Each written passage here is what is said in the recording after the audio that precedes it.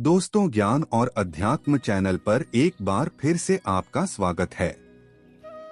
जैसा कि आप जानते हैं कि आजकल हम मिलकर प्राचीन ग्रंथ योग वशिष्ठ को सुनकर समझने का प्रयास कर रहे हैं। योग वशिष्ठ वैराग्य प्रकरण के सर्ग 6 में हम विश्वामित्र का रोष, वशिष्ठ जी का राजा दशरथ को समझाना, राजा दशरथ का श्री राम को बुलाने के लिए द्वारपाल को भेजे जाने तक सुन चुके हैं। अब आगे महाराज के इस प्रकार आज्ञा देने पर वह द्वारपाल अंतःपुर के श्री राम मंदिर में गया और 2 ही घड़ी में वहां से लौटकर उन भूपाल से बोला, देव, अपने बाहुबल से समस्त शत्रुदल का दर्प दलन करने वाले महाराज, जैसे भ्रमर रात को कमल में बंद होकर उदास बैठा रहता है, उसी प्रकार श्री रामचंद्र जी भी अपने भवन में अनमने होकर बैठे हुए हैं। द्वारपाल के यह कहने पर उसके साथ आए हुए श्री राम के समस्त सेवकों को महाराज ने आश्वासन दिया और क्रमशः उनका समाचार पूछा। राम कैसे हैं? उनकी ऐसी अवस्था कैसे हो गई है? भूपाल के इस तरह पूछने पर श्री राम के सेवकों ने दुखी होकर उनसे कहा, देव, आपके पुत्र श्री राम का शरीर अत्यंत कृश हो गया है। उनके खेद से हम लोग भी इतने खिन्न हो गए हैं कि हम लोगों का शरीर भी गलकर छड़ी के समान पतला हो गया है और हम किसी तरह इसे ढोए जा रहे हैं। कमलनयन श्री राम जब से ब्राह्मणों के साथ तीर्थ यात्रा से लौटकर आए हैं, तभी से उनका मन बहुत उदास रहता है।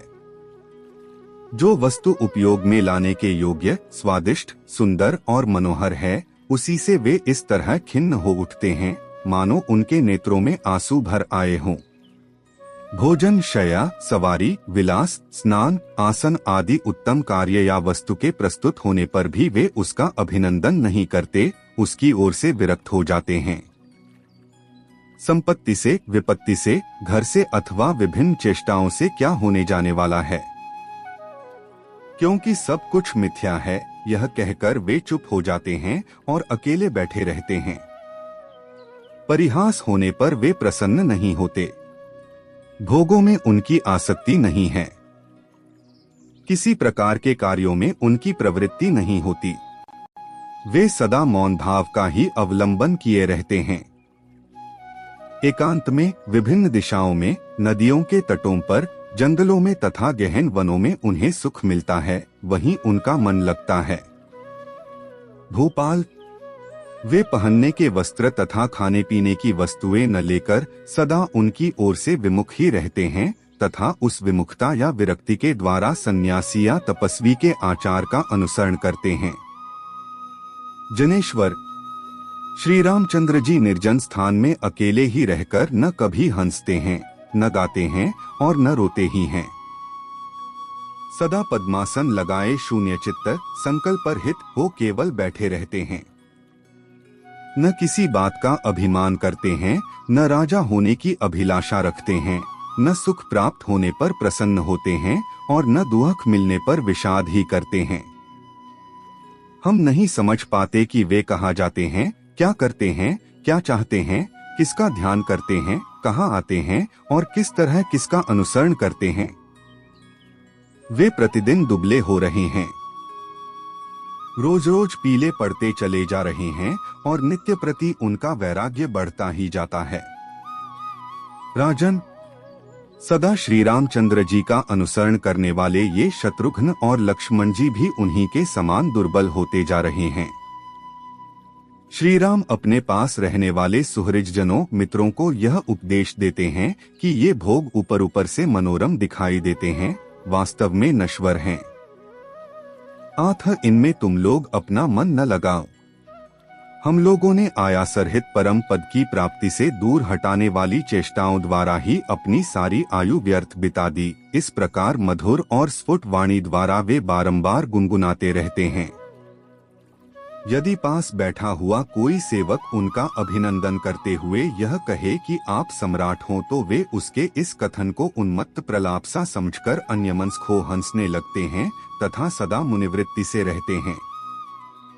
न तो किसी की कही हुई बात को सुनते हैं और न सामने पड़ी हुई वस्तु की ओर दृष्टिपात ही करते हैं।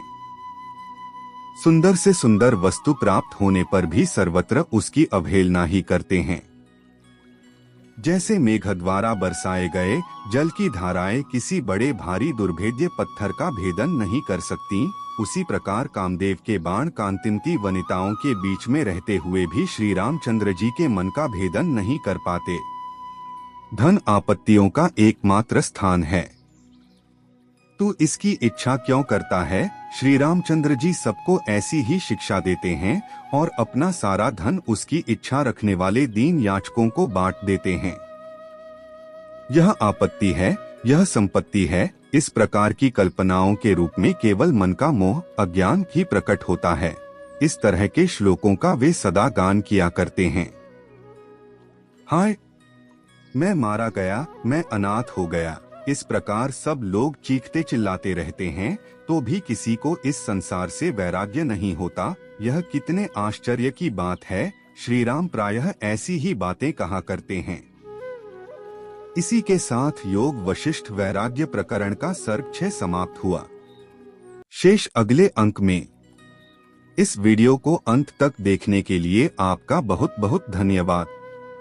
दोस्तों, यदि आपको हमारा यह प्रयास पसंद आया हो तो योग और अध्यात्म चैनल को लाइक, सब्सक्राइब और अधिक से अधिक शेयर अवश्य करें, जिससे कि यह प्राचीन ज्ञान आमजन तक पहुंच सके। और हाँ, इस विषय में किसी भी प्रश्न या सुझाव के लिए कमेंट सेक्शन में पोस्ट करते रहे। आपका दिन शुभ हो।